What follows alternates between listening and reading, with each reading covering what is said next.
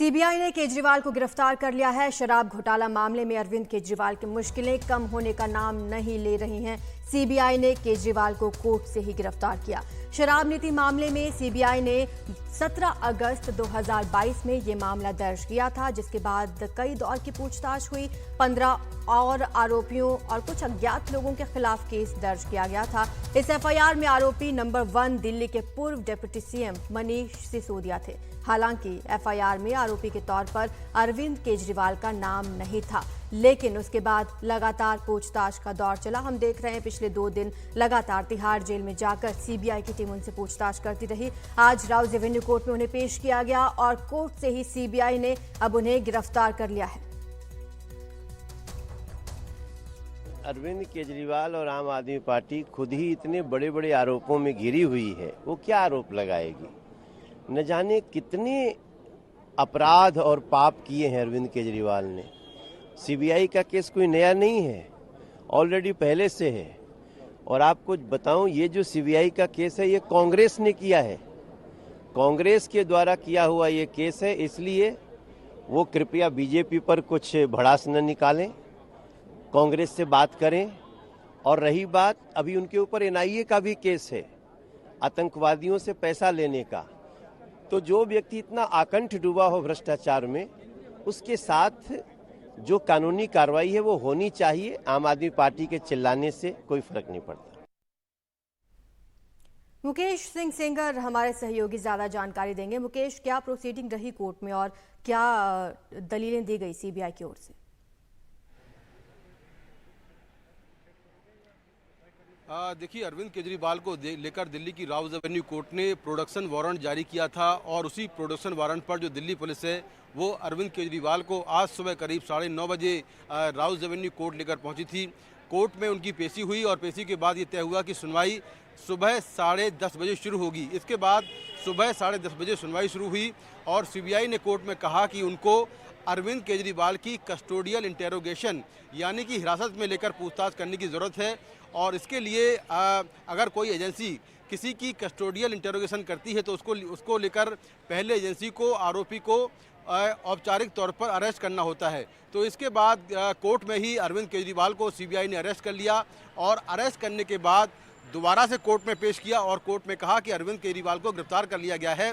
अब उनको अरविंद केजरीवाल की कस्टोडियल इंटेरोगेशन की ज़रूरत है, क्योंकि सीबीआई ने 17 अगस्त 2022 को दिल्ली शराब पॉलिसी में घोटाले को लेकर केस दर्ज किया था और इस केस में जो आईपीसी की धाराएं हैं उसमें एक पीसी एक्ट है यानी कि भ्रष्टाचार निरोधक कानून जो है वो है। इसके अलावा 120B कॉन्स्पिरेसी का सेक्शन है, 477 जो है धोखाधड़ी का सेक्शन है। तो इन धाराओं में केस दर्ज किया गया था जिसमें मनीष सिसोदिया जो दिल्ली के पूर्व डिप्टी सीएम हैं और अभी फिलहाल इसी केस में जेल में हैं, वो आरोपी नंबर 1 थे। इसके अलावा 14 और अन्य आरोपी थे जो बाय नेम थे और कुछ लोग अज्ञात के तौर पर एफआईआर में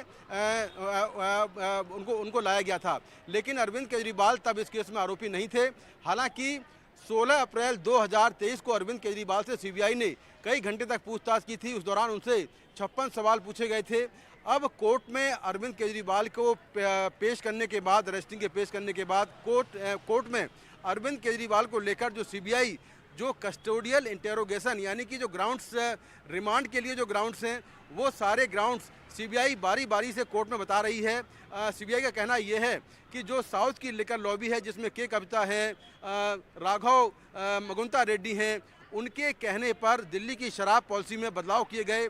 कोरोना के दौरान एक चार्टर्ड प्लेन में लोगों को बुलाया गया और कोविड के दौरान ही मीटिंग की गई और उनके कहने पर उनके अनुसार दिल्ली की शराब की पॉलिसी को लागू किया गया। हालांकि दिल्ली के उपराज्यपाल ने इस पॉलिसी को लेकर कई ऑब्जेक्शन किए, उसके बाद भी जो आबकारी पॉलिसी 2021-22 थी उसको लागू कर दिया गया और सीधे तौर पर जो अरविंद केजरीवाल हैं वो साउथ की लिकर लॉबी से मिले हैं। तो ये सारे जो ग्राउंड्स हैं ये कोर्ट में सीबीआई लगातार रख रही है और सीबीआई कस्टोडियल इंटेरोगेशन की मांग कर रही है।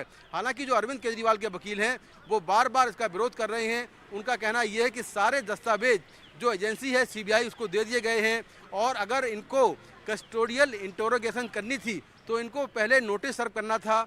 इस तरह की जो दलीलें हैं वो कोर्ट में लगातार चल रही हैं और अभी लगातार इस मामले की सुनवाई कोर्ट में जारी है। अब सुनवाई के बाद कोर्ट क्या कुछ तय करेगा ये देखना होगा। अगर कोर्ट अलाउ करता है सीबीआई को अरविंद केजरीवाल के लिए और उनको रिमांड पर भेजता है सीबीआई के, तो निश्चित तौर पर अरविंद केजरीवाल की मुश्किलें बढ़ने वाली हैं, क्योंकि अगले कुछ दिनों तक अरविंद केजरीवाल सीबीआई के रिमांड पर होंगे और उस दौरान सीबीआई उनसे दिल्ली आबकारी पॉलिसी को लेकर लगातार पूछताछ करेगी। तो आज का दिन काफ़ी अहम होने वाला है। अरविंद केजरीवाल पहले से ही गिरफ्तार हैं। ईडी ने उनको 21 मार्च को गिरफ्तार किया था। 21 मार्च के बाद ईडी ने उनकी रिमांड मांगी थी और वो कई दिन तक ईडी की रिमांड पर रहे थे। इसके बाद 1 अप्रैल 2024 को कोर्ट ने उनको जेल भेज दिया था और तब से वो लगातार जेल में हैं। हालांकि दिल्ली में लोकसभा चुनाव के दौरान 21 दिन की कोर्ट ने उनको सुप्रीम कोर्ट ने उनको कैंपेन के लिए 21 दिन की इंटरिम बेल दी थी। उसके बाद वो फिर से जेल पहुंच गए हैं।